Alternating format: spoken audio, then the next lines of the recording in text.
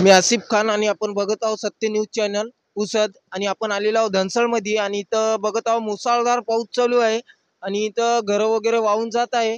आपण बघू शकता की किती नुकसान झालेली आहे। आतापर्यंत बी एनडीआरएफ टीम पोहोचलेली नाही आहे। इथं लोकांचे घरं वगैरे वाहून गेलेले आहे आणि ही जो शाळा जिल्हा परिषद ही पण याची भीत वगैरे गेलेली आहे जिल्हा परिषद शाळेची।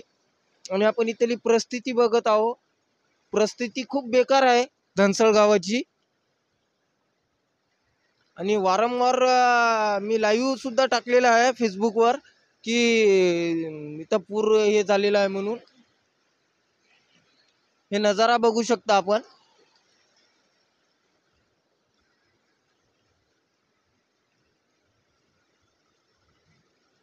आणि हे घर वगैरे वाहून गेले यायला काही मदत मिळणार का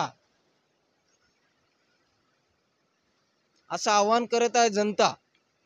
आपण काही विचारून घेऊ यायला हे यायचं घर गेलेलं आहे वाहून यायला काही विचारून घेऊ। बोला काय आहे तुमचं म्हणणं? आमचा पूर्ण घर वाहून गेला आहे। और क्या बोलले? काय सामान वगैरे होता का घरात?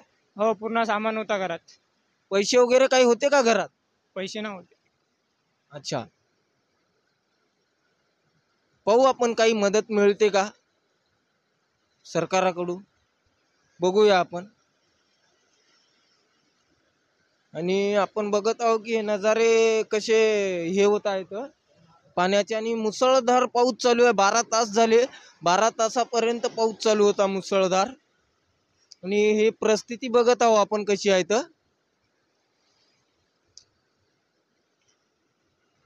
चॅनलला लाईक करा, कमेंट करा व शेअर करा।